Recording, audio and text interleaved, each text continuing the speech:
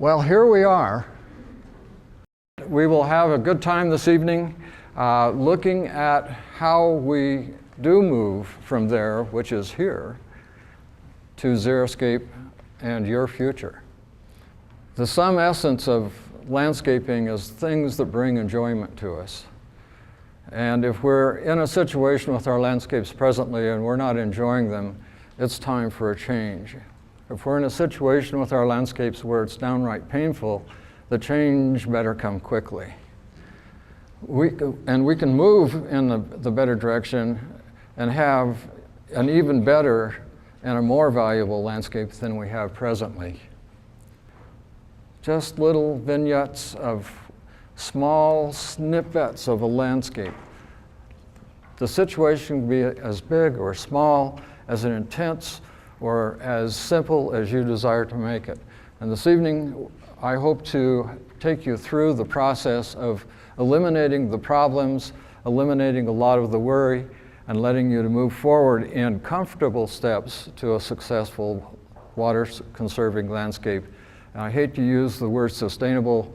It's, I believe, too much common in the jargon and the language today, and I'm not really sure half of the people that use the word sustainable know what it means.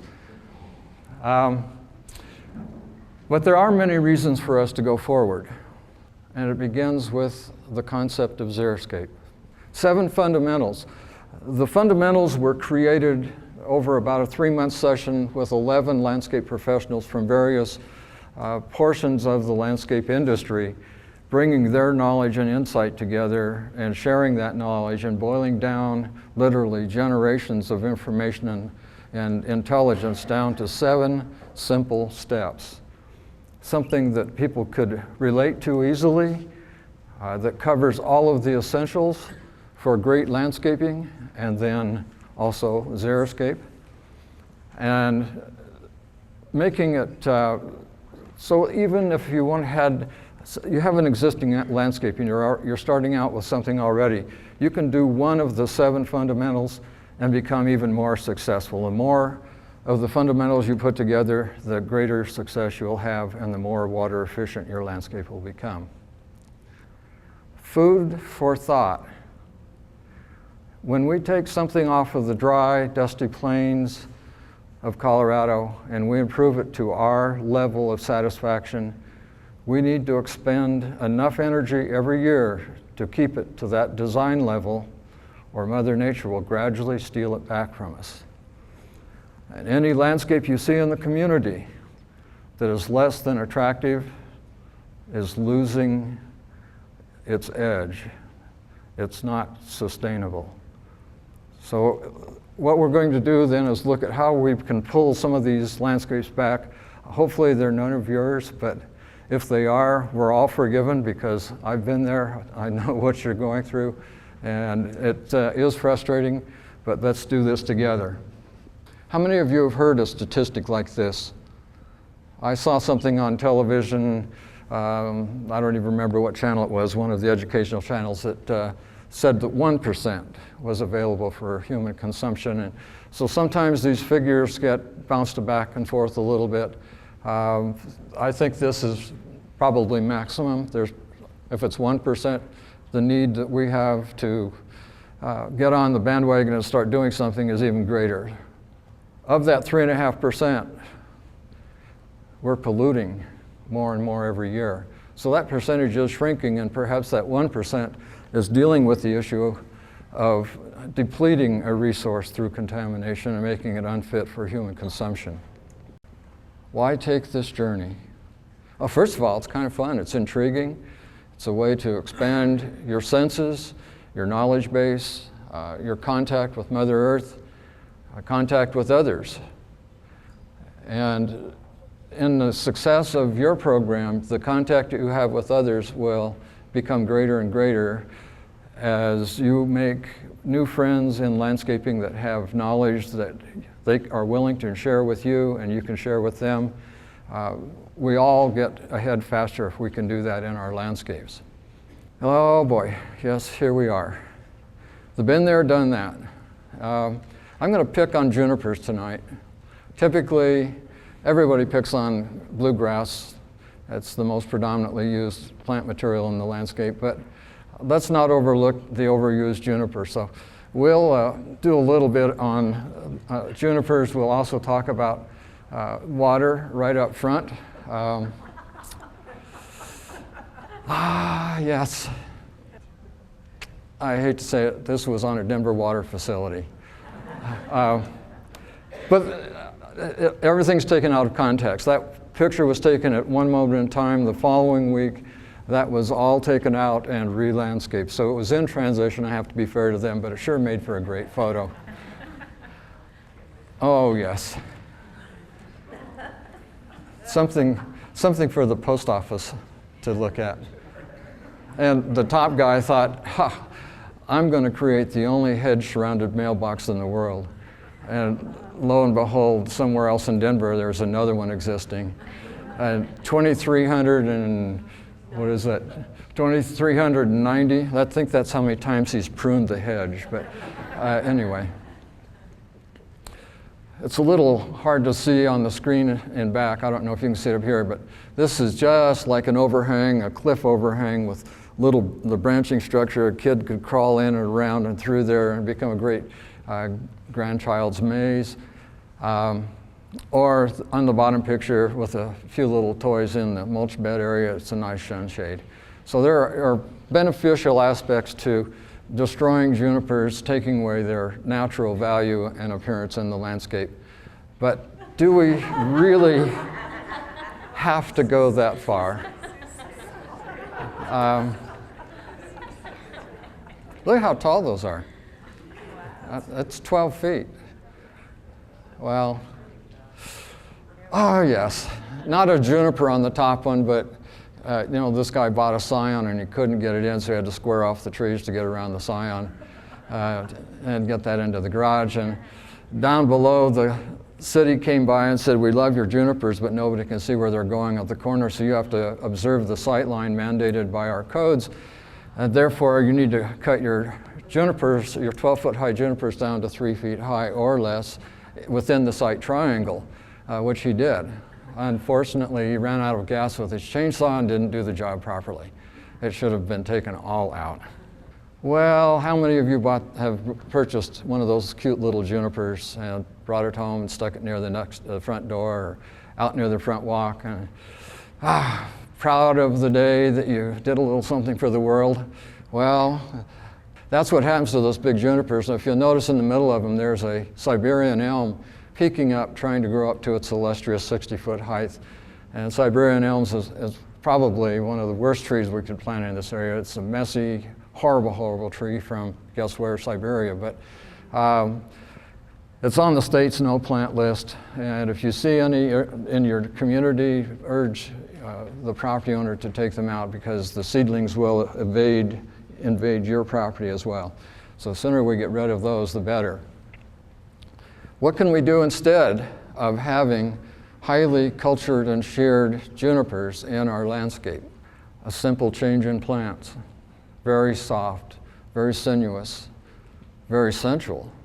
You can brush by this, it doesn't grab out, bite, sting, cause a rash, or even smell bad. And it blooms. But you'll hear more about this. This is miscanthus, and you'll hear more about this in upcoming weeks and sessions. To shear or not to shear? That is the question.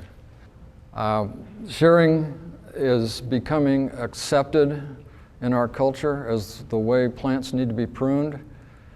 And it's an unfortunate instance that maintenance companies now tell their crews to go out in the field on a HOA, or I've seen this even with some city organizations, parks departments, supervisors telling the crews to go out and prune the plants. However, there's no training in proper pruning techniques, and you end up with the top photograph instead of the bottom photograph. You have half as many blossoms, half as much fruit for the birds, and over time that plant becomes disfigured to the point where it becomes non-functional in landscape and is torn out. That's taxpayer dollars invested not only to plant the plant twice, but to care for it in the interim years by continually shearing it. These are the things that we have to do as professionals within my organization to convince those in charge touching the landscape to do a better job, or at least a different job. Wow. The bottom picture, I have to say, is in California. You know what they do out there. It's absolutely out of control. But anyway, the top one is in Arvada, and that's a nice crabapple that when the leaves are on it, it looks just like a nice little green mushroom. But it's disfigured. You can see the witch's broom happening at the top. And eventually that tree will have so much crown density at the top, it too will be destroyed. That's not sustainable. Which way would you like to slide, before the grass establishes or after? You have a choice. And if the last one was ridiculous, how would you like to care for that conical shaped grass mound? Folks, people in my profession are creating these things, and I don't know where they went to school, but I doubt that they had a department of psychology.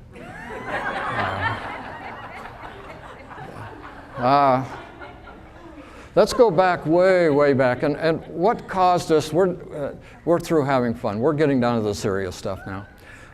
Let's go clear back to the yokels that started this, and that's my ancestors from Sweden, and some of your ancestors from England, but all the folks from across the big water who brought their landscaping ideas over. Those people who could afford to travel on the Mayflower or bring over plants with them to get things started. They didn't bring their serfdom with them, but somehow they managed to bring formal gardens. And formal gardens, I'm not putting them down. I love them. They're beautiful. They have symmetry. They have reason. Look at that. It's absolutely gorgeous. If you look down the pathway and through the arch at the far side, you see a little dot of white in the far distance. All that structure is specifically set up to focus on that little white dot, which is about an 18-inch high marble statue of a child that identifies a pathway into the woods beyond. Absolutely with purpose, absolutely gorgeous. I can't afford to take care of it. I don't know many people that can. However, we have opportunities not to do that and do some things that are more in tune with our desires for lifestyle, whether it is an oriental peaceful garden or whether we're going to something that I like to call Colorado casual. All of the functions for the structure of the landscape you see now will fit into a formal English garden or vice versa.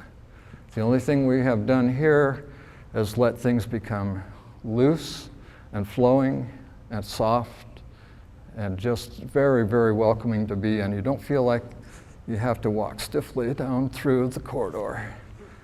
I should also say that that looks pretty intense and pretty intimidating.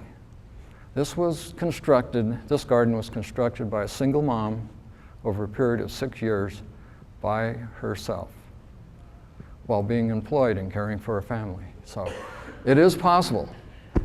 It comes from here, it's backed up with here, and it's intensified with what we do. Knowledge, that's why we're here tonight. Seminars, classes, any place you can gather a piece of information that'll help you become successful in your landscape development. Selected readings and pamphlets. The bookstore in back, you'll find 2 of the publications back there, and they have several more excellent ones.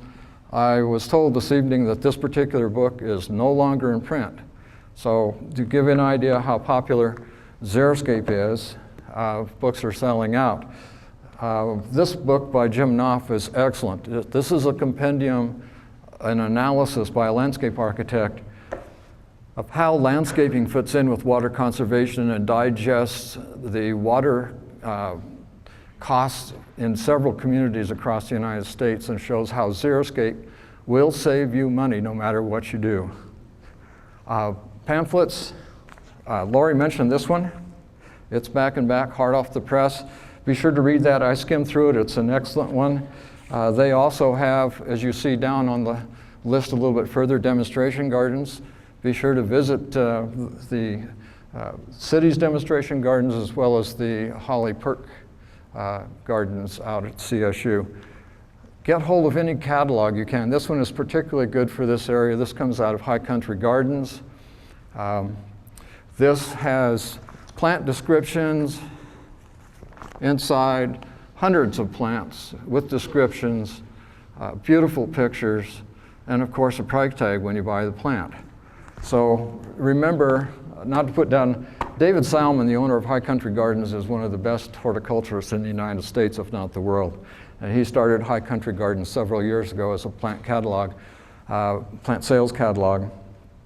Just remember that 99% of the plants in that catalog you can buy here, get a bigger plant for the same price, or more plants for the same price as he would be selling them here. I'm not putting down what he's doing or trying to put him out of business. He has a great offering. I've used his service because there are sometimes plants I can't get here that he provides. Planning, phasing, consulting. Consulting is an interesting one. Design sessions, skimmed over that. The City of Fort Collins does provide one-on-one design sessions. City of Aurora does that also. So if you have a chance to sign up, and you really should consider that, you'll get a chance to sit across the table with your plan and your thoughts, your wants, your ideas, with a professional and exchange one-on-one, and then come up with a detailed sketch plan of an area in your landscape that you'd like to convert. Excellent, excellent opportunity. Cash in on it if you can. Last thing, enjoying. We need to enjoy our landscapes, but along the way, some of the things I'm going to be leading you into today are cutting edge. They're on the fringe. So we are going to nudge the edges of HOA design guidelines. We're going to nudge the edge of city codes, and we're going to nudge some of the other aspects of what exists presently, because the only way we are going to get from here to there, or from there to here, is to step outside the box. Networking, say hello to the person next to you. If you're married or know the person next to you, turn around on the other side and say hello to that person. During the break, gather names, addresses, email addresses, share thoughts about tonight, become involved with your neighbors in this effort. As the faster it grows down the block, the faster we don't have to worry about codes blocking the direction we want to travel on. Internetworking. It's free and it's endless, so use it, use it, use it. Design sessions, again, this is one that Denver Water provided several years ago. Just showing 2 sessions going on. It's really, really a neat session. I participate in those for the City of Aurora, and it's an exciting challenge to go through 4 landscape designs in a Saturday. It keeps you set mentally. You have to be ready to meet almost every challenge because every one of them is different. We'll find that out tonight. The Holly. As often as I can get up here, I go to the Holly. It's a beautiful, beautiful place. It's well organized, well labeled. Please visit it. If you can and have the opportunity to get hold of Jim Klett or one of his associates at the university, I'm sure they would be glad to give you a guided tour. In the design and planning side, now we're getting into what is our purpose for this evening. Really, design starts, it started for you, maybe it started at 5 o'clock this evening and you said, geez, we've got to get to that program tonight. Some of you, maybe it started 6 months ago and you decided that spring is my time to make the change I've been talking about for the past year, 2 years, 3 years. It all starts with a thought and an idea. To get off of that point, you need to take action. You have done that, you are here. Let's take it to the next step. Let's organize those thoughts. Let's look at what we want in the landscape, some of the needs. What do we really need in the landscape? Everybody has, I'd like to have that 6-foot, 7-burner gas grill with side burners so I can put that big pot on for the corn. That's not sustainable. You use that 4, 5, 6 times a year, and what does it do? It sits there the rest of the time. Think about other ways to become simple in the landscape. Think about some of the problems you have with your landscape. And I hope that some of you are here today because of problems, And I hope we can come to some thought process through to the presentation tonight that will help you get that problem out of your way. Water availability, we'll talk a little bit about that. And maintenance, as we mentioned earlier, design it to the lowest possible level of maintenance so your ongoing input to that garden is minimal, if at all. Phasing. I would guess 5 to 10% of my clients complete a landscape in 1 year. And it's a luxury in this day and age when you have enough money to be able to build a landscape in the period of 1 year. To do it by yourself is physically impossible to build a good landscape within a year. So plan on phasing. Top picture with the brown area, that was all Kentucky bluegrass, heavily shaded site. The diagonal picture is a photograph of the same landscape 2 years later. Took the client 2 years to convert his bluegrass to a short grass meadow of fine fescues because he had 2 Airedales. So we had to fence off half of the yard, seed it, let the dogs play on the other half, and then once the grass became established, flip the dogs over into the grass area and seed the other. So it was 2 seasons worth of work, but well worth it. He's extremely happy.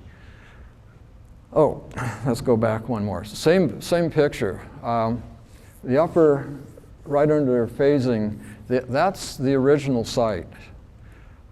In the first year on this site, when I was asked to come in and do some consulting with the client, the first year was spent convincing him that that tall blue spruce had to come down. Yeah, it hurt my heart horribly. That was a magnificent tree.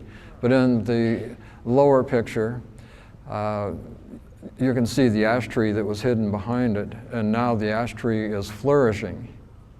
And over a period of time, they focused for 2 years on the backyard, got it done, and then the following 2 years they focused on the front yard. It took 5 years to complete this landscape, but they're enjoying it. It's the highlight in the neighborhood.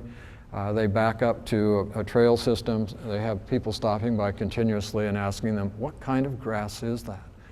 And people are truly amazed. This is just a week ago, the storm of a week ago. This was asked to come out and consult with this client. What can we do? We want to get rid of the grass in the front yard.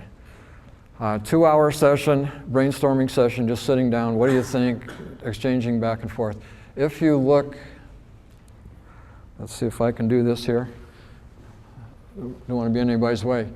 If you look here, you'll see a channel, and everything is kind of undulating and coming down. This area back here where the snow is resting is a low spot. They're getting water trapped back there. And this is leading into our drainage portion of the program. He can't get water off the site. He wanted to dig a trench through here in order to do it. He has just a slight bit of modification to take the downspout water from here around through this channel, take that depression, which is a sunken trench fill over a sewer line, create that as a dry stream bed, and the landscape, his digging is virtually done. All he has to do is get the rock, line it, it becomes a landscape feature with minimal amount of effort. It's just looking for the opportunities on the good side of a problem and putting those to work. The only other problem he has with this site is there's too much clutter. He's got stuff everywhere. He's got landscape timbers going this way, he's got landscape timbers going this way. It's all done for the purpose of keeping Kentucky bluegrass out of their plantings. Problem solved. Bluegrass is going away. We don't need the timbers anymore. Get them out of there. Now we can bring in the plants. 2 simple steps. Create a dry stream bed and get rid of the timbers. Start introducing your plants as time and budget permit. And that will be a fantastic landscape in the future. I hope to go back and see it in a couple of years. Work. It all involves some level of work. Soil improvement, some of the structural stuff is pretty tough. And if it's beyond your capabilities, recognize early on, and that's the time when you hire or network with the guy next to you. And hey, I've got this project going, what do you think? And all of a sudden they've got a golf round going. So anyway, get the help you need. The level of help or the level of work is directly related to the intensity of the landscape. This particular landscape, what do you do with a backyard with Kentucky bluegrass on two slopes, one that goes away from the house and one that goes to the house? There's no functional area for the kids to play on it. There's no way to use it other than to water it and mow it. The neighborhood that this particular project in dictated that something rather severe happened to the project, and it did. Heavy excavation. We estimate 150 cubic yards of soil, as you see piled up there, were dug out of the slope and hauled away. And he was then able to have his garden, which features several raised beds, a row of columnar apple trees, and then an outdoor dining room and fireplace area. It's really an entertainment center, and what you don't see is the basketball court for the kids. Whew. I was worn out after that one, and he got it in, and it took him 2 years to put this in, but they're just extremely excited. They use it all the time. So when we get tired, we need to relax, and what better way than slipping down to Ojo Caliente and dumping in the pool with that guy from wherever he's from. Looks like Roswell. I don't know. Anyway, serious issues. Let's be serious about what is really serious. And drainage, when you're starting to think about remodeling your landscape, the first thing you need to think about is, how does water get off of the site? Or does it get off of the site? If it doesn't, you have a problem. Unless it's controlled and is being moved for the landscape to irrigate plants. It's a technique in water harvesting to slow down the movement of water off of the site. It is legal in the Colorado law to slow water down. It is illegal to detain it on the site. That is how the law is structured now. With the exception that if you live in a rural area and you're on a well and septic system, you can detain rooftop water, put it into a cistern, and hold it for landscape purposes later on. This particular project, and look for these are the things you need to look for in your landscape.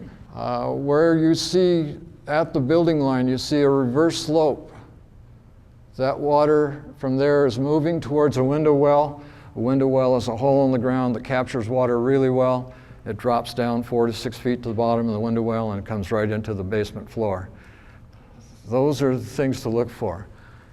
You can see here sandbags.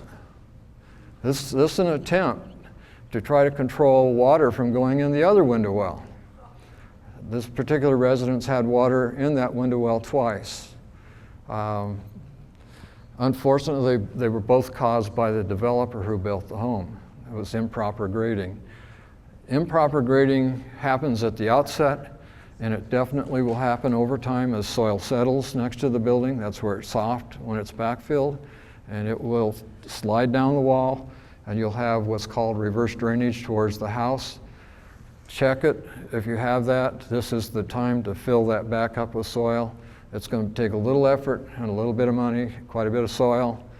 But when you have a cracked floor in the basement, or you lose furniture, rugs, carpet, valuables in the basement, then the cost becomes irreplaceable in some instances. There's a question over here, yes? Okay, question is, she's low down in a floodplain, and it's so flat that it's hard to tell where the slopes go. If it is truly, really flat, you'll need a surveyor, somebody to come out with an instrument that can fine-tune it for you and actually put stakes in the ground to tell you where that drainage needs to come. Newer developments, homeowner or home builders are requiring homeowners not to change grading around the house because it would invalidate their warranty. What they're afraid of is water will come next to the building and cause heaving of the foundation, and therefore they step out of that responsibility bracket by saying, if you change it, it's your problem. On the other hand, the law doesn't compensate for the fact that over time, Mother Nature will change that by the soil settling down, and then you do have to change it. So by the time the builder's long gone, probably half of them are out of business now anyway. This particular area, pointing in the wrong one,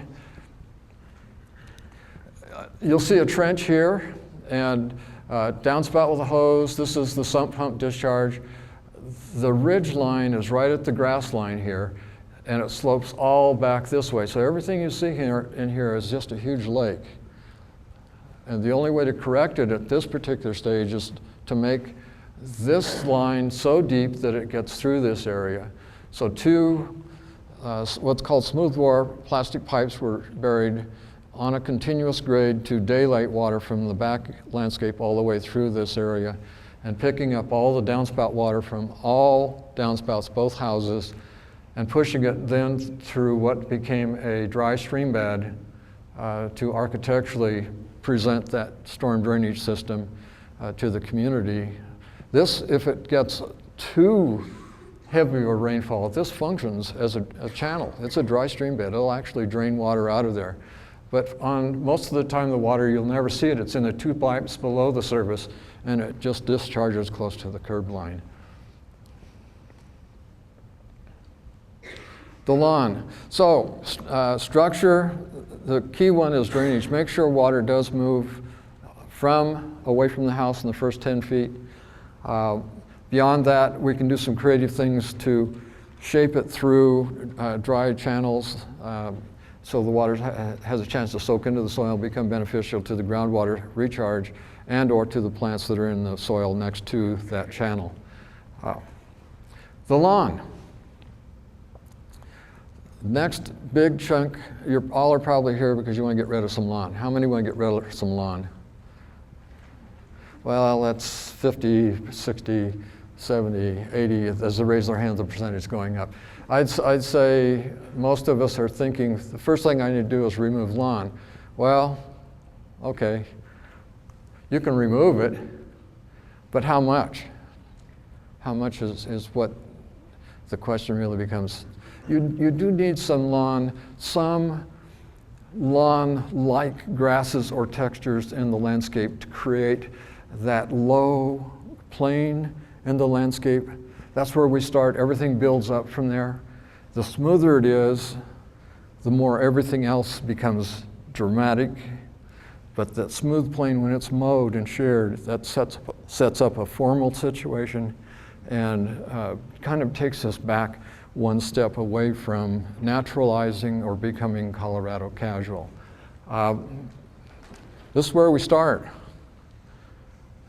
For many, many people, when they first move in, all they get is grass and 4 shrubs, and you have no choice what they give you. That's what's happening in HOAs today. If I were to tell you we can take that requirement of 18 gallons of water per square foot per year, have exactly the same image as you see there, and cut the water usage to 9 gallons per square foot per year, would you be happy? Two ways of doing it. Get rid of some of the sod and put down new seed, or kill the sod and seed over it. There's some new practices happening now with plugging, where you can buy quarter-size plugs that are about this deep, and you just take a little auger. It could be as simple as an 1.5-inch drill bit, one of the old auger type bits, on a cordless drill, and just walking around punching holes and dropping the plugs in. So it's very simple to do those things, and then it becomes a matter of waiting, watering and waiting, and that new plug will take over and bring in the new grass species.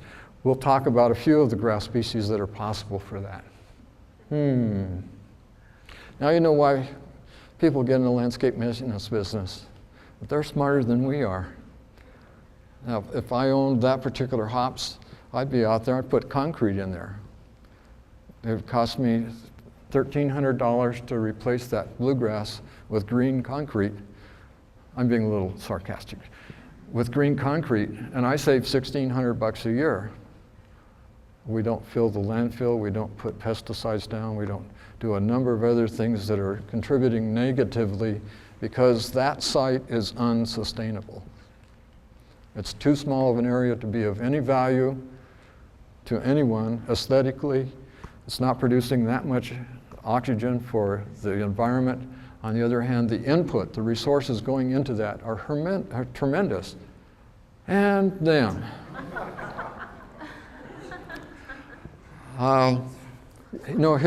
his putting skills have increased tremendously with this particular front yard. Lawn areas, typically Kentucky bluegrass has been given the quantification of using 18 gallons per square foot per year. If you have 5,000 square feet of Kentucky bluegrass, to keep it looking good requires 90,000 gallons of water per year. That fills 2 20 by 40 swimming pools. That's a lot of water. I know a family of 4 can get by on less than 90,000 gallons of water per year, and that's for the luxury of that green square in the front yard. Bed areas, 60% less if they're watered separately than the bluegrass, and many of them are watered on the same zone, or the clock is set on the controller to water the same amount of time because it's easier just to put the clock on in the spring and ignore it for the summer and turn it off in the fall. Conservation goals, an easy goal to shoot for is 50% less. Well, a little bit later, I'll tell you about it now, and later we'll reiterate it. You can cut 30% on your landscape water load just by fine-tuning the irrigation system. 30%. You don't have to buy a plant, don't have to dig a hole. All you have to do is adjust the controller. Check the sprinkler heads, make sure that they're watering vegetation rather than concrete or buildings or fences. So that's one of the simplest things you can do, is just fine-tune your irrigation system. Hopefully we'll talk about ways to get you through the last 3 steps there, getting the lawn areas down to about 9 gallons per square foot per year. But can we get to 100%? Yeah. And this does not save 100%. There's a few shrubs in it. But you look at this landscape, it's pretty harsh. Oh, wow. I'm not sure what planet it came from. On the other hand, the inside of that house now is hot as mercury.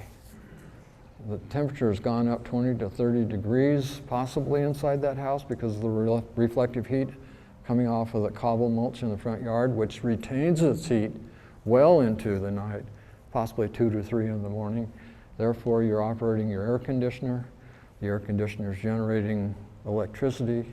It's burning fossil fuels, and it's consuming water to generate that electricity. So we haven't solved the water issue by doing this. We've just kind of pushed it in the closet, pushed it downstream a ways so we don't have to deal with it. Yeah, same situation. Can we get there? This is a better approach. That's living plant material. It's red in the fall. It's green in the summer. It's on a slope. You never mow it. It's a ground cover. It's absolutely gorgeous. Watered minimally, once or twice a year. It's in the parking lot of a bank. Next owner of the bank that bought out the first owner tore it all out and put Kentucky bluegrass in. We're our own worst enemy. Planning for water, reducing lawn area, and then water use reduction. It's as simple as thinking about, wow, I'm tired of seeing that hard straight edge between here and the garage, or I'd like to have a patio out back. How do we make this move so I can move with it and be comfortable in the landscape? Notice that there is really only a few straight lines in that landscape, and most of them have to do with the pergola over the outdoor room area. and all of the soft lines, soft movements of plant material. So thinking about edges is very, very important. And that'll come up again and again, because every transition from one part of the landscape to another starts with a line. And if that line curves, we get this soft, inviting element in the landscape. We can accentuate that invitation to the landscape by adding stepping stones, something that follows that line. Now we have accentuated that movement to the point where it becomes a feature. And the end point of that feature is a garden, another garden through a gate. That's our destination. What's back there? We're starting to create intrigue, mystery, curiosity about this landscape that wants you to go further down that path and get into that back area. And then all of that is structural. And at the end of that, we put plant material into our choosing. Now this is a very shady garden. So the plant material is selected specifically to be compatible with that deep shade area. Again, you see any straight lines? They're in structures. All of the organic areas are very, very moving, kinetic. That's an inviting grass path. What's around that shrub? I'm going to find out. How do we reduce turf area? Reducing it leads to adding other plant materials with greater character, greater texture, greater color, greater variability, greater changeability through the 4 seasons than Kentucky bluegrass or any other grass has. Another project, and think of these are samples. It's not that you need to endpoint with something like this, but it takes you through the process of asking yourself the same questions that people in residences like this asked. And one is, what do I do with 1.5 acres of Kentucky bluegrass? That's a lot of grass. Existing site, tree is gone. Bed is created. Okay, we've started to get rid of some of that grass and creating beds. Now this bed comes around to another curvilinear area. It's going 2 different directions. You can see the fireplace there. One bed defines grass on this edge. One bed defines grass on this edge. And this now becomes that character, that vertical texture that's separating the 2 grass rooms from one another. The long-term purpose for that mulch bed, extending out that way with a stepping stone pathway from one to the other, is to permit this portion. This is their back room. This is right off of their patio. It's right off of the fireplace area. That's the area where the kids play baseball, soccer. It's the functionality part of grass in their landscape. This area, as time and money permits, will be converted to a short grass prairie. And virtually they are reclaiming 2/3 of that site to what existed before they came into the community. Very, very positive step forward. It's a big step forward. Pathways can fill areas, the areas alongside your house. They're wastelands for the most part, especially in the newer homes where they're 5 feet wide. You can really, houses are so close together, there's so much deep shade in those pockets, it's hard to grow anything in there. But if you're fortunate enough to have 15, this is 7.5 feet house to fence, and same on the opposite side. So you have 15 feet, there is a little bit of sun, enough sun that this particular person can grow woolly thyme and some other ground covers in the shade and get a transition from the front yard to the backyard using stepping stones. If you have cobbles, wood mulch, any other material in those areas, my recommendation for sustainability is to let it rest. If you need access, consider some level of pathway, whether it's concrete for rolling equipment through, or stepping stones for human movement, but just let it be as is. That is the least amount of input required landscape that you will find. If you're into gardening, as this person is, you will probably fiddle around with it and get something to grow there. But again, maintenance now has come up a little bit. This is very, very low input. Probably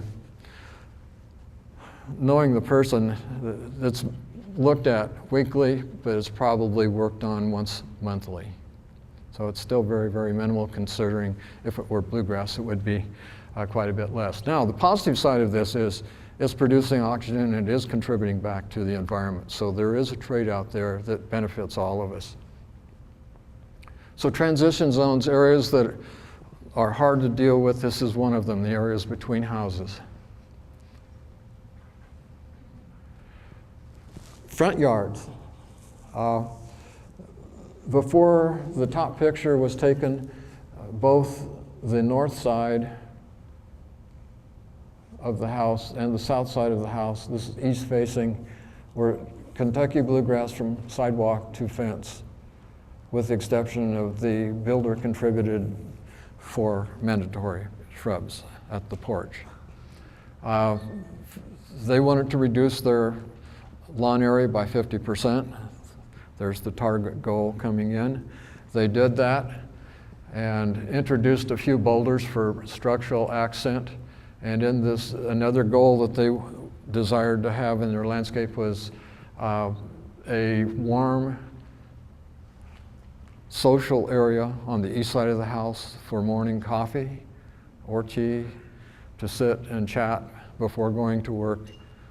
And then in the afternoon, they have the warm area on the back side that they could participate in. If it's a cool evening, they can stay on the west side of the house.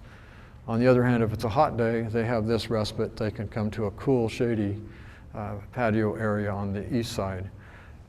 And 50% reduction, this entire project was done for less than $16,000 4 years ago. So it doesn't take a lot of money, but it does take some thinking and a little bit of creative forethought. Edges, edges, edges. Edges are so important. Along a water course, and even the edge now bumps out with a boulder and meanders back and forth, and there's a little inlet by the pergola to a little private bay off of the pergola where the pond has been deepened to a depth of about 4 feet, and concrete bottom, and that's their swimming hole.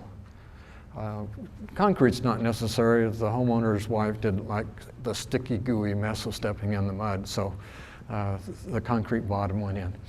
Now, take that same element, and we follow in the winter the edge of a pond. And you can see, even in the winter now, how that structure, that line is important. We're getting a signal for a timeout, for a break, and that's a good breaking point because after this we start getting into other circumstances that you can follow to help solve your problems. I'll be here at the front during the break. If you have any questions, if you have any situations that you're trying to face or correct in your landscape, mention those and I'll try to bring those up through the course of the rest of the presentation. We're going to pick up the pace a little bit. Deep shade problems, deep shade and grass. If you have grass that's not doing well in the shade, consider putting a flowering ground cover underneath the tree in the shade, and where you have sun, converting to other flowering, colorful landscape. Same landscape, eliminating the turf grass next to the house and the garage and putting in a little respite that faces west with an espalier on the wall and a bench, a little light for evening reading. And then don't forget the details. Landscapes are landscapes until we become intimate with them, and intimacy comes with the little things that are parts of each of us. A statuette, anything that ties, maybe this was given to someone from a son, a daughter, grandchild, but those little things in the landscape make the landscape a garden, and that's part of our goal. Eliminating turf grass where turf grass doesn't grow. For example, 3-4 years of drought in 2002, this landscape decimated itself through being dried out because of water restrictions. And the conversion process then took out the grass, put in and introduced something other than bluegrass that would take the strong west-facing heat from that afternoon sun. And if you notice, the neighbor still hasn't gotten the point. So those are things to look at again.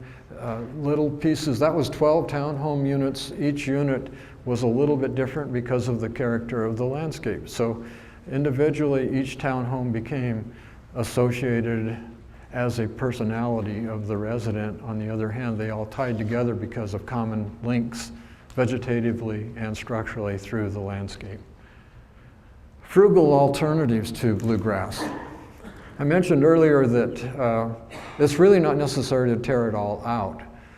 We can change the species from bluegrass to tall fescue and drop from 18 to 13 gallons, from bluegrass to Canadian blue fescue and get a little bit better savings, from Kentucky bluegrass to buffalo grass and cut the water use by 60%, or blue grama grass, which is the state grass, and can develop this wonderful urban meadow effect and cut the water use by 60%. This grass will grow to 12 inches. The code is 6 inches. Now, that sounds like there's an impasse there. If you mow the blue grama grass in mid to late July and in September, you will meet city code. So you've cut your mowing from weekly to twice yearly. You've cut the carbon loading into the environment by 95%.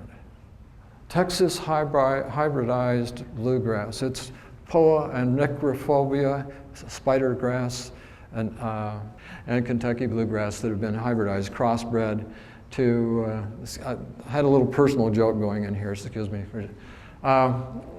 This is available in sod. You can also buy the seed, and the seed is available by some of these names. So you can get instant gratification rolling out the sod and cutting your water use by about 30%. It's good in shade as well as sun. It takes the hot heat because the Texas bluegrass is coming out of that hot, humid south area of the country. Bella blue. This grass is so new, I don't even have a picture of it yet. But I have tried to specify it to 2 clients already. Same water use as the Reveille. We're not getting clear into that area where we need to get to, but for some people and some reasons will always dictate that we won't go to the ultimate end, to the blue grama kind of an area. But the beauty of this Bella blue, it grows to a maximum height of 4 inches. 95% or better carbon emission reduction. No mowing, no trimming. Because it grows so slow, your fertilizer input drops off. This is one to keep your eye on. There's only one nursery, sod nursery in the state right now, Graf Turf in Fort Morgan, that's growing it. It won't be available until late summer. So it will be available this year in sod. The following year, they're hoping to start plugging and selling plugs. So you'll be able to get that quarter size, a box of them, and go about the business of carrying them in the back of your trunk and starting to convert your landscape that way. When you change grass species in a community, you set up a barrier system that's mandatory. It's not the Berlin Wall, but it's almost equivalent to that. Because if you don't, you're going to be invaded by the neighbor and their grass, and the bluegrass is going to come in, and then you'll have this very ambiguous, vague-looking landscape of grasses that you really don't want to be contaminated. You've spent good money and hard energy to convert that. If they're not following suit and doing the same thing, then you need to protect your landscape. Comparative cost to get from point A to point B. And to give you an idea of why changing lawn out is important. It's the least, it's close to the only element that's the least expensive. I'll talk about one of the other plant materials in just a moment. It's the least expensive way to get from there to here. $1.35 per square foot installed as sod. If you do it yourself, the labor comes up, the price goes down. If you do it with seed, look at your cutting your costs again even further. If you have a professional install it, you've cut your costs by another 50% or better. If you install it yourself, you're cutting your costs again by almost 50%. If you're going from lawn to mulch bed areas, which totally eliminates the grass area, we're not just changing grass species at that point. We're about the same cost as going from lawn to seed. But you have this huge mulch area, whether it's rock or wood mulch, that you now need to do something with to cover up that harshness, that big brown planer, that big cobble area. You need to soften that with living plant material. And you should set a goal to cover your mulch beds by at least 50% with living plant material within 5 years. And within 5 years, you can use spreading ground covers and start with something that's a 5-gallon size is a diameter of 18 inches. And if you choose the right plants, in 5 years, you'll have some that are 3-4 feet. And in 10 years, they could be as much as 8 feet across, which again then brings up the issue of right plant, right place. Plant it far enough from any hard edge that it will not grow onto that hard edge at its mature radius, and therefore it will not need pruning. So let's consider all of it. Lawn to plants. If we're going to plant that mulch bed now, our prices are jumping back up. So we're dealing with expensive plant material that's expensive to have professionals put it in. And even if you do it yourself, the cost is still pretty extravagant compared to 55 cents a square foot for converting grass areas. So I try to tell people that if you have fixed budgets, changing grass species is the least expensive way to go. And as your budgets flex and you have the opportunity, introduce the other plant materials and start working on those edges, defining that grass area, taking out some of the grass that you've put in now, maybe transplanting it to other areas, giving it to friends, share the wealth, so to speak. And mulching, wood mulch versus rock mulch. Both have advantages and disadvantages. The advantage of rock mulch is it's permanent. It's there. Wood mulch needs to be replenished every 2 to 3 years because it decomposes. Disadvantage. Advantage, the humates, the organic juices coming from the decomposition of that organic material leach down into the soil. Now you're adding to the organic makeup of what typically is an organically deficient clay soil. So trade-offs. They both get hot. If you've ever walked on wood mulch, you can feel the heat coming off of it. The advantage of it is in the evening it cools down faster than the rock does. Cost, relatively the same per square foot. Landscape fabric.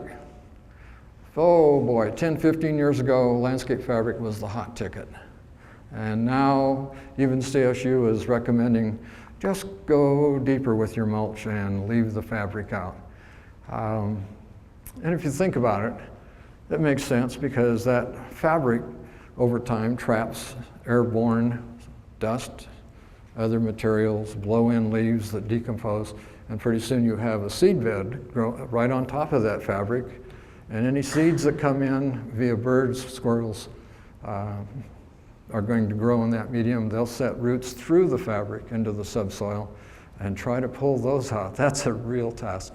So it's easier to de-weed mulch than it is to de-weed mulch over fabric. That said, if you do use mulch over fabric, this is Spun Bond. You can buy this almost anywhere. It's the least expensive. I can guarantee you if you put wood chips on that, the wind will just whip the wood chips right off. It's just like Teflon. It's a smooth surface, the air gets underneath it, your wood mulch is gone. The guy that sells the mulch loves it, and I think there's a conspiracy to put that down everywhere because it keeps them in business. On the other hand, if you put down a fabric that's black, easily to identify because it is black, and it's needle punched creates a fuzzy side. And the fuzzy side in the landscape trade is designed to go down, so moisture landing on the fabric is wicked through to the soil. Think out of the box, flip it over, put your wood mulch on it. Wood mulch snags into the fuzz, and it stays there. It doesn't blow away. So make good use of that if you do have an area where you have to have landscape fabric down. Let's talk about the urban meadow very quickly. If you're interested in having an urban meadow, see me after the program. I will take down your address, your email address, some means of getting to you a one-page document that tells you how to convert Kentucky bluegrass area to an urban meadow. But in essence, it's very simple. You have to kill what you've got and go from there. I'm presently experimenting with a very gracious client on a landscape where we will not tear out the Kentucky bluegrass. We won't till it up. We will kill it and we will dethatch it to break soil free so the soil is exposed and the seed can attach to it. Put the seed down top dressing. It's eliminating one step, and that's the cutting and removal of the sod. Trying to get more to that sustainability factor. Also trying to capitalize on some of the organics that are present in the top layer of that sod level. And as that sod decomposes, it too becomes compost for the new seedling grasses. All of the analysis that I've been able to do is that this will be successful. It has been done. Jim Knopf, the landscape architect I mentioned earlier, has done the same thing with placing sod over dead sod and having it established quickly. So the rationale is we should be able to do the same thing with seed. It just hasn't been done as far as I know at this point. Meadows, what do they look like? This is the Irvine, California Water Department. And this is the first place I saw fine fescues grown as a ground cover. This is a grass. It's grown from seed. And look at the texture. Look at the interest, the character. That's about that high. It lays over, so it's half that height when it's getting weighted down by its own mass. But as covering a huge area for pennies now, seed is pennies, plants are dollars. We can cover a huge amount of area for very little cost. And let's put that to use now in our landscapes, that idea, with the Canadian blue fescue, or DRS stands for drought-resistant sod, and create a meadow. This is about 6 inches tall. This would meet code. To give you an idea of what the texture feels like at 6 inches. It's soft, it's cushiony. This particular landscape belongs to the owner of the acoustic mining company Bluegrass Band. And the patio area is their stage. It started out with this was the entertainment area where the people would sit. The band is so popular now that they have contracted to take out the rest of the grass in this quadrant, and that'll all become a flagstone plaza, and they entertain in their backyard. Pretty neat idea. You can mow it as a lawn. You have to water it just a little bit more frequently. So if we're looking for formalities this is a Georgian architecture home in the Polo Club in Denver. It warrants a smooth lawn. The architecture, everything dictates formality. But if they get lazy, it doesn't matter. They're going to get a meadow. That's even better. Another urban meadow. Notice the shade. The fine fescues, Canadian blue fescue as a sod, or Durar hard fescue and Kovar sheep fescue, the two principal seed species in that Canadian blue fescue sod, love shade. It's cool. It will grow better with less water in a situation like that. There's the texture. Very, very fine bladed. Not too shabby. I mean, well, there was a pun intended there, but. Summer and winter, it has an appeal. Look at the color variation in the winter. It's amazing. That's two species of fescues, and it's growing. Can you see that? From my angle here, it's washed out a little bit. There's some oranges, so it gets a real character to it. Blue grama grass. Now, texture, height-wise, everything is the same as the fine fescues. It's very fine bladed grass. This is a warm season grass, the other is cool season. The cool season loves to grow from this period of time in the year to about the end of June, and then it tries to go dormant to protect itself from the heat, and then it will come back on in September through December.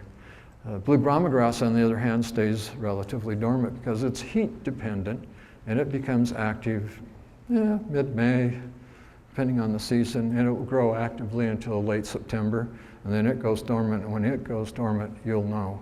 It goes buff-colored almost overnight. So if we're saying Kentucky bluegrass is the best grass in this instance because the owner does not, cannot, will not water it to the level necessary to keep it looking good, it's time for them to move forward and put in a grass that will exist and look good under those circumstances. And it can be done from seed quickly and even under water restrictions. We won't use any more water than government allows us to use. We will use it differently, and it's best to clarify with the water department that you're starting a new sod area from seed, and it will conserve water in the future, and you need a little grace from them on how you use the water for the first month to 6 weeks in order to get it started. After that, you will save them water 60% under what was experienced at your address in the past. Seeded on May 17th. My recommendation is wait until June 15th and never seed it after August 15th because it needs the heat of summer to germinate. Typically at June 15th, the temperature of the air in the soil is up to the point where when seeded, it will germinate in 3 to 5 days. And in 2 weeks, you get the first show of grass, which covers the area with green. A month later, you have grass this high setting seed head. And by the end of its warm season and things are starting to decline for the grass because now into September it's starting to cool off, it's at mature height. Following years, it will get into that 12-inch height and you will need to cut it to meet code. So far, the only community that is progressive enough to keep blue grama grass possible as a meadow is Arvada. Their mowing height restrictions on weed ordinances is 12 inches. If you have a wet year, it could exceed that. Front yard, how many like it? Who favors this? I mean, this is cut twice a year, watered once every 2 to 3 weeks if it doesn't rain. How can you miss? State grass. You can brag to your neighbor, hey, I've got the state grass.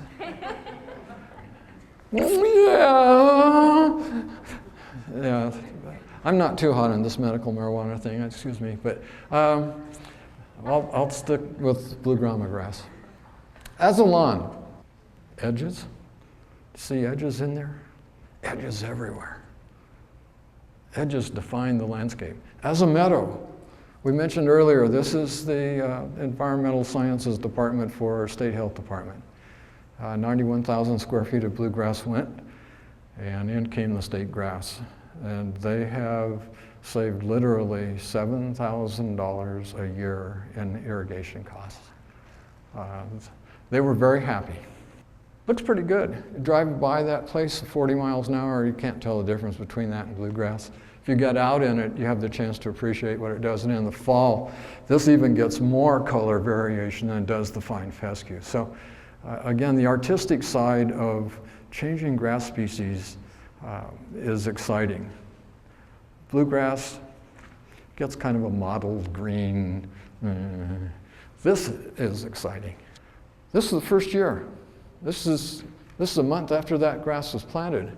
Okay, yeah, so there's some weeds. First year's weed control on blue grama grass is critical. If you let it go, Mother Nature's going to take it back. You kill the weeds by pulling, whatever you have to do, mow it. Once, after 6 weeks, you can run a mower over it, mow it, bag the seeds, anything you cut, bag it, throw it away. Get those seeds off the site. Weeds perpetuate themselves primarily through seeding, and if we capture the seed, those plants go away after the first year. Perennial grasses are the biggest problem. Anything that looks like grass that doesn't look like blue grama grass, pull it as soon as you see it, and it will not perpetuate into the landscape. After year 2, the root system is so dense on the blue grama, it's difficult for any plant to get a start, a toehold to grow in it. Secondly, blue grama secretes a hormone into the soil to help neutralize seeds from its own species as well as other species. So it's a way to preserve itself. If you look at the thousands and thousands of years that we've had bluegrass on the eastern Colorado prairie, it should say that this is a good grass for this area. Let's use it. Find a way to use it more. Hand seeding. This is blue grama grass seed, and there are several ways you can get seed started. Hand sowing is recommended. My recommendation is to hand sow the seed, hand broadcast it. Doesn't matter if it's even. You're looking for a naturalized meadow effect, which creates thin areas, thick areas. The grass will fill in over time, so that's not a problem. Each of those seeds has the capability of producing a plant that's that big. So we've overseeded this, but that's to guarantee success in the landscape. Drill seeding, big areas. It's hard to hand broadcast big areas because you're out there for hours at a time. I've got a sidebar story I wish I had time to tell you. I'll just wet your whistle with it and let you think about it. What was his idea? The other thing you can do over large areas is to hydroseed it. They put the seed into a tank of water and pump it, spray it over the site, and virtually they'll seed an area that big in just an hour. You can do whole estates in just a matter of a day. Drilling. If you do have large sites in your drilling, cross drill. This has been drilled one way, and the way you can tell is you can see the drill lines. If you cross drill at right angles, those lines go away. So, and it's also a better way to get seed established because now you have no furrows for which water can run down and cause erosion. So cross drilling is a good thing to do. Contractors try to get away from doing it because it doubles their time and cuts their percentages. Slit seeding, another way to get through existing grass, to keep the existing grass as a cover crop until you get the grass that you want, is to slit seed right through it. It's a device you attach to a tractor that cuts the grass as it moves along, drops the seed right into the cuts, and then rolls it into the soil with a compactor behind it. Soil. How many of you have soil? How many of you have undefined bricks in your backyard? Yeah, most of us. This is typically what the builder leaves us. He sold this to further his profits. And unfortunately, when you buy the house, he doesn't give you a kickback on his profits. He just gives you the clay. So anything we can do to make this soil look like this soil. And it's not that great. You just need to have 6% organic material in your soil. Breaking it up is the most important thing to do. If you can get the soil loosened, air is the most important element to get back into compacted soil. Organic materials is the second most important thing. And what we can do there to ensure that we're getting the right mixture is to stockpile, strip and stockpile any existing site soil before construction work begins. If a builder seems reluctant at doing this, you know what the rest of the house quality might be like. So if he's progressive and says, yeah, I can understand why that's good, I can put a stockpile out there, he will do you a great service, and by your references to other people, you will do him a great service. The next best thing we can do is get compost back into the soil. There's one that you should keep in mind. It is generally called Class 1 compost.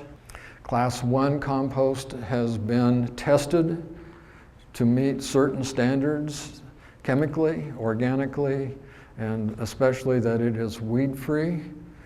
All you have to do is to tell your compost supplier you want Class 1 compost. Doesn't matter what he calls it. The company that set this whole system up is called A1 Organics. And you can look them up in the phone book. They're out, golly, near Fort Lupton, northeast, but very, very good material. You can see what the texture of that is. There's no odor to it. If you have compost and you smell it, it smells like urine, or if you stick your hand into it and it's hot, don't put it in your garden. You will lose your plants. It's hot. It has not composted itself out. Compost is compost, the rest is manure. If there's a smell or if it's hot, it's not compost. Tillage, getting the soil ready to receive compost. You'll hear the words often in landscape that you should rototill to 6 inches deep. If you have that white clay soil you saw on the first slide, you won't get a tiller 6 inches deep. If you're lucky, you'll get 2 or 3. Most often you'll see the guy walk home with his hand on his back because he has been bouncing behind that thing all day long. The way to get it done is to have the contractor rip the soil first. That produces the big chunks.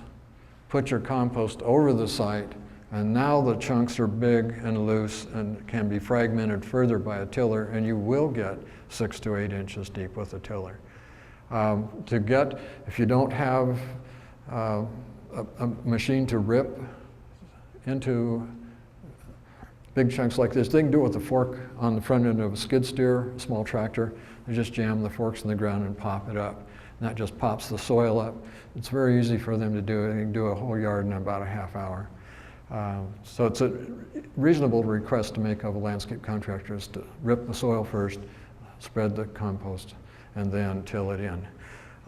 If you have not access to that machinery, it's a needle nose spade and a lot of work, but it's well worth it for the benefit of your landscape over time. Top dressing. How many people have heard of Revive? If you haven't, you've been someplace other than where television is. Anyway, little test was done back in 2004. 20-foot wide strip down through a nesting Kentucky bluegrass area. Yes, Revive does work. The existing, you can tell that it's yellowed out. The strip, 20-foot wide strip, is green. The granular side is greener than the liquid side. So if you're putting down Revive, use the granular. It is liquid or granular humates. There's really no nitrogen value. It's just getting organic material into the soil that enables the plants to take up nutrients and water. That's the only purpose for Revive. Other materials can be used. Liquid kelp or other organic products like that can be top dressed onto the landscape as well. And you can verify the results by pulling a soil test. In fact, if you're getting into this intensely in your landscape, before you start planting, it would be wise to call CSU, ask for a soil test sample. They'll give you instructions how to pull a soil test for a nominal charge of less than $20. They will tell you exactly what to put in the soil to make it viable for whatever you want to plant, be it sod or organic materials or veggies, okay? Irrigation.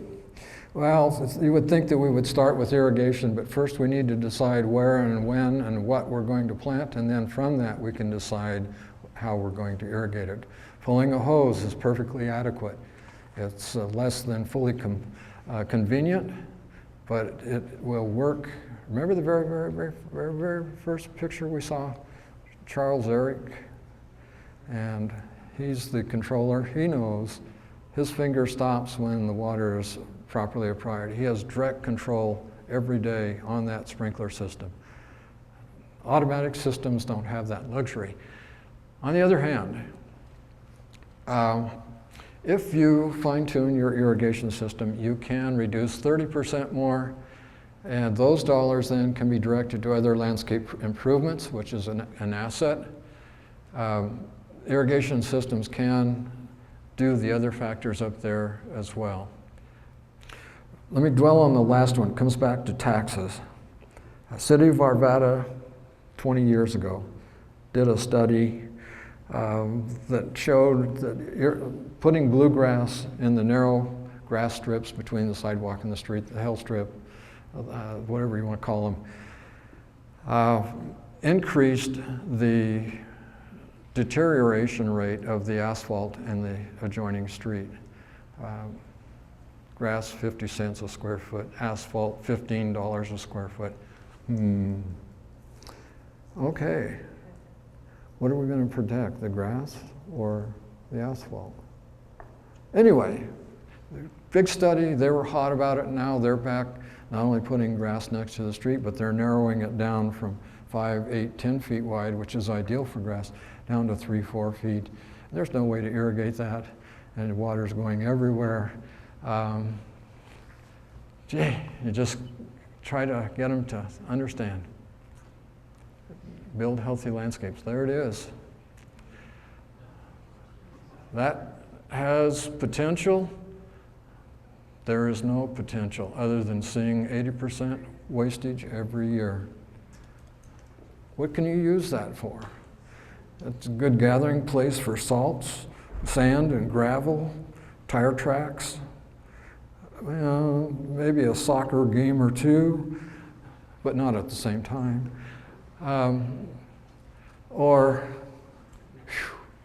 Wow. Well, this is Lawrence, Kansas. It's in front of a fraternity house, and we have to forgive them because I think they had a party the night before, and they're just washing off the evidence. But anyway, I have samples of this up on the counter. New technology, microstream rotors, started out about 5, 6 years ago, and really they're the mainstay now.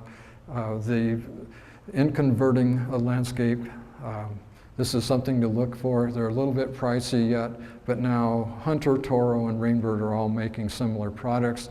Competition is going to drive the price down. This is the most efficient sprinkler nozzle in the market today at 80% efficient. The closest one would be in the 70s, so this is another 10% reduction.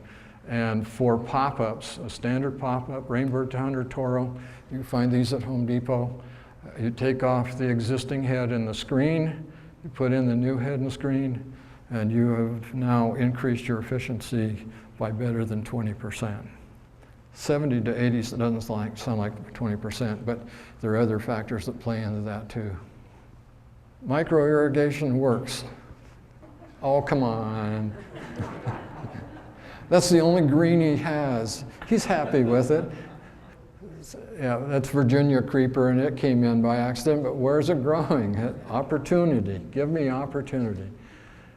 Micro irrigation. Over and over again. Let's talk about micro irrigation that bring everything down to small. This is a drip line system. This is done over a mass planted ground cover area. The pipelines are set at a distance equal to the spacing of emitters on the lines. The wetted perimeter from those drip lines merge together.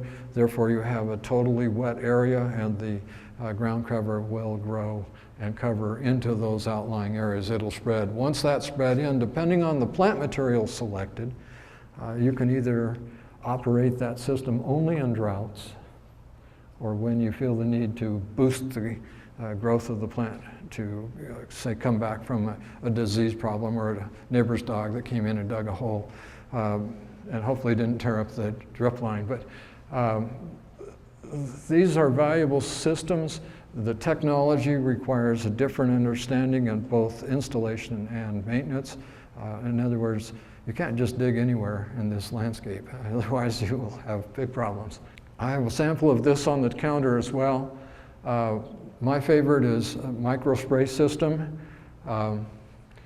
This is the lateral line into which a micro line or 1/4 inch spaghetti tube is tapped. This can be extended up to 10 feet. Therefore, you can now swing a 20-foot circle with that extension line, or you can bring it down to whatever length that you need to irrigate the area you're concerned with.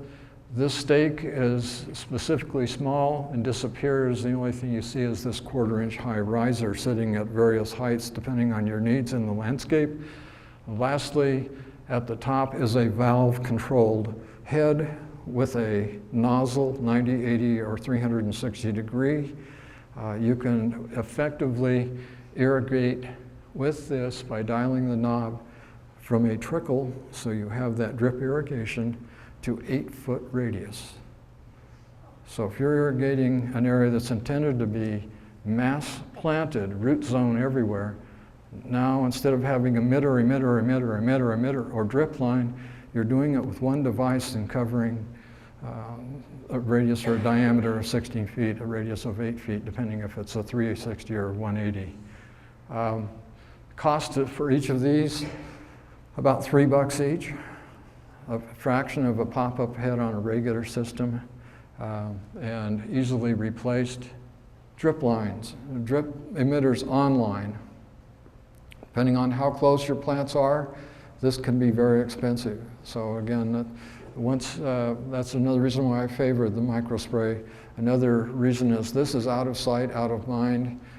That's good until the plant starts dying and you don't know whether it's getting too much or too little water, and now you have to find the emitter to verify whether it's operating. The microspray, you can walk through the landscape and see it working. You know immediately what the problem is. You may not have to irrigate for the whole lifetime of your landscape. You may do invasion piping with oscillator sprinklers and some hoses to get the seed started, pull that system out, and over the years never irrigate again. This is an evergreen. These are the fine fescues. That site was irrigated the first season. This picture was taken 12 years later, and it has never been irrigated since. It's cooler at that elevation, and that's why the grass will do well up there. Controllers, simple. Get this at your garage sale or Home Depot, whatever. Very inexpensive. You can buy battery-packed controllers that will hook on your spigot, and you hook a line to that if you're not into installing an irrigation system, but you can control seeded areas to get them established if you're away for the day or a week. Or you can go, and this is really advocated for large sites and commercial establishments, smart controllers. They take satellite signals every evening, download evapotranspiration rates from local sites, a number of local sites that are averaged. In that computer is also site-specific data on the soil type, the plant type, the slope, how steep the slope is, the aspect of the slope, whether it's facing southwest, east, or north. All of that's computed together, and the system automatically waters to the need of that zone every day. So that's the downside. You're watering every day, but it's little bits rather than every 3-day or 4-day, okay? And all of this is good because it helps us save water, and you don't have to worry about sending a check to Lori. Okay, just to reiterate, adjust your controllers frequently. Simple task, simple task. Adjust nozzles, eliminate misting, or adjust the pressure to eliminate misting. Set heads plumb, and so they're flush with grade. If they're too low, you'll water the soil, not the grass. If they're out of plumb, you'll water too short out here, or if it's facing the other way, you're gouging out the soil behind it. So it's important. Eliminate rain shadow effect. If you have a sprinkler head and you put a tree in front of it or a shrub, on the other side of that shrub, you're going to have a dry spot. Critical in lawn areas, not so critical in bed areas. And lastly, if you're watering a fence, it's not going to grow. Tougher tasks. This costs some money, but every time you have an inequality of what's called density uniformity, DUI, another mental joke going on here. Density uniformity means getting water down evenly over the landscape. If you have a gear-driven rotor and an impact rotor, you have two different outputs of precipitation of water, so you're going to have dry spots, and typically you'll overwater the landscape to get the dry spots wet. If you are using micro stream rotors, it's even further because they put water out at one-third the rate of either a gear-driven or an impact rotor. Convert zones. If you have a hot, sunny west slope, it should not be watered the same time as that north-facing slope or flat area. They need to separate those. How many here live in the outskirts, out near Horsetooth or on the wildland fringe? You see one or two hands. The rest of you folks can take a nap. This is just a quick dissertation on why it's important to consider defensible space when you live in those areas. However, if you don't live in those areas, there's an opportunity you might. I've been there, and I understand. That's one reason why I moved back out of that area. But that's something you will not understand Mother Nature until you see the wrath of fire. It is unbelievable. And this, even though that's organic material and it will burn, this will smolder, these will torch. So this is 40 to 50 feet out. This is called defensible space. In the summer, this is green. If they wanted to keep this more defensible, before winter sets in, they would just mow that down to a regular grass height. And a simple book, write the name down if you live on the fringe. This was written for California. However, the principles behind it, all of the mechanics apply here just as it would in California. It's an excellent, excellent book. Wildfire Landscaping. Colorado State Forest Service has excellent publications. Get hold of those. If you live in the wildland area, there's some situations happening now where insurance rates are being tied to what you do to create and preserve a defensible space around your home. So it's an important issue. And a defensible space can be simply set up as the native wildland, a vegetative grass that's naturalized, a rock barrier, and then a 15 to 20 foot wide irrigated space immediately adjacent to the house that if a wildfire is imminent, this irrigation zone is turned on, drive away from the house, and your house is protected. And the last thing we do in wildland areas is we never plant woody vegetation against the house. Never, ever, ever, ever, ever think about doing that, let alone do it. Especially junipers.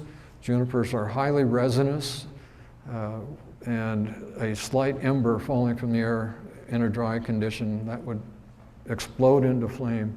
And the fireplace now is burning on the outside and the inside. It's been a good journey this evening. It's been a good journey so far in life, and I think all of us have a great journey to look forward in the future. Whatever you do will be good. If you do it better, it will be better. So let's work hard at it. But we can gear our lives, our landscapes, and everything towards something that makes us happy in the future and perhaps makes the neighbors happy. And when they are happy, maybe they'll do the same thing, and by the end of the next century, we'll have it all over everywhere. Mini oasis in the shade or in that hot, sunny area that just doesn't seem to grow anything. And hopefully, this is Jim Knopp's place in Boulder. I mentioned his name a couple of times. Jim is considered one of the leaders in the Xeriscape movement. So if you ever have a chance to meet him, he's a particularly interesting guy, served in the Peace Corps, has been to the top of Kilimanjaro twice, has more knowledge in his head than any person deserves, and he's more than willing to share it with us, and that makes him a truly special person. It's up to us, and whatever you do, I sincerely thank you.